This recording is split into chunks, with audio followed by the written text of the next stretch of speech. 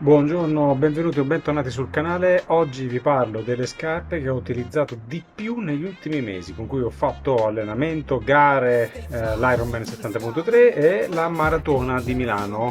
Sono passate 3 settimane dalla maratona e vi faccio vedere un breve video delle ultime ripetute che ho fatto questo venerdì. Ero piuttosto distrutto, diciamo, dopo la maratona. Ho fatto 3 settimane di allenamento intenso come al solito.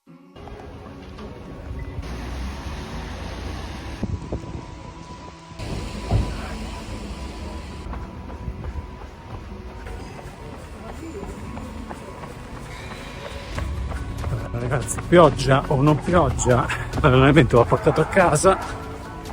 Oggi piove, pazienza.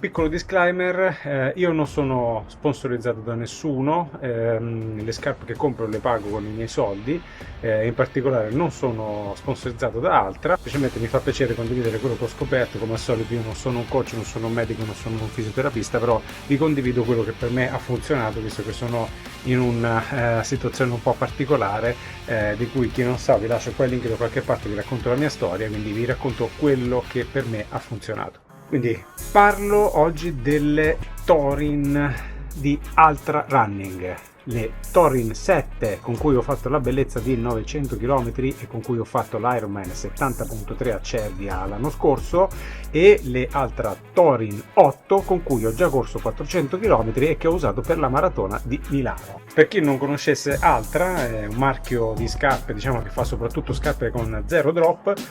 Non c'è differenza tra l'altezza tra il tacco e il mesopiede, quindi lo stack, diciamo, è uniforme. Hanno un grande spazio nell'avampiede per avere una calzata, un appoggio più naturale possibile, quindi una filosofia di corsa più naturale, ma comunque con una protezione sufficiente, abbastanza importante.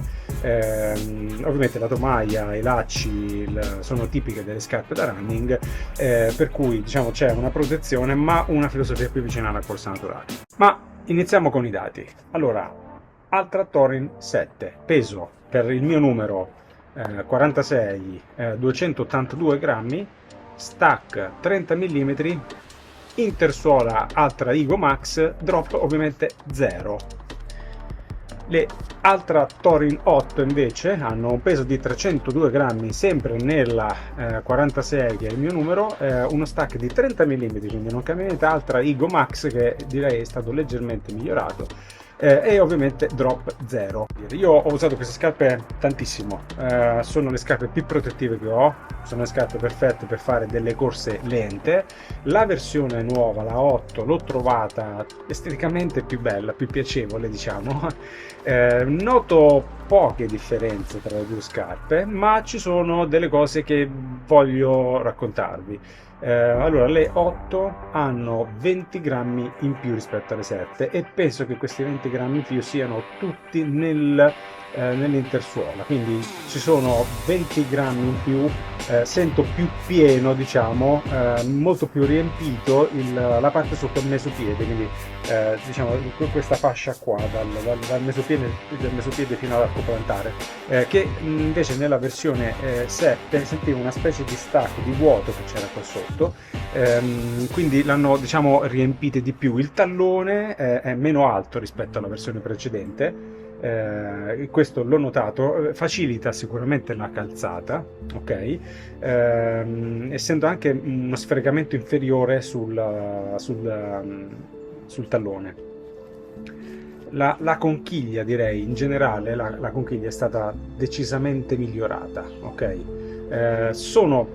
Le Torin 8 le trovo molto più stabili e comode rispetto alla 7. Devo dire che hanno migliorato anche la linguetta delle 7, era molto sottile e quindi diciamo una lacciatura un po' stretta poteva dar fastidio. Infatti invece sulla versione 8 sento molto più morbida ma poco fastidiosa, quindi ho una calzata molto più, la sento più avvolgente, e allo stesso tempo sento meno pressing dalla parte della lacciatura. Quindi in generale devo dire che le Thorin 8 ma anche le 7 sono delle scarpe adatte a fare i lenti, adatte a dei runner pesanti per fare tanti chilometri. Io ad esempio per le ripetute preferisco le Escalante 4 che sono più leggere e più reattive, quindi ho deciso di usare queste scarpe per la maratona o per correre quando sono stanco o per fare dei lenti, perché le trovo sufficientemente comode e adatte diciamo a un fisico come il mio. Io peso 75 kg, quindi sono a metà tra un runner pesante e un runner diciamo che può permettersi di utilizzare scarpe di tipo diverso. Per le ripetute non le utilizzerei, non le sento scattanti, però rispetto ecco, alle 7 ho visto dei miglioramenti in realtà. Quindi le 7 sono le scarpe che ho usato di più nella mia vita, ho fatto più di 900 km, e invece con le Altra 8 Thorin 8 ho fatto 400 km circa, e devo dire che mi sto trovando molto bene per fare appunto lenti e corse di lunga durata. Niente, quindi io vi ringrazio tantissimo, spero che questo video vi sia stato utile. Nel caso doveste avere delle ulteriori domande su questo tipo di scarpa sono a disposizione. Vi chiedo di lasciarmi un commento se avete domande o altro. Se vi fa piacere iscrivetevi anche al canale, che così mi aiutate a crescere diciamo in questa community di persone che credono che lo sport sia una delle cose più belle della vita.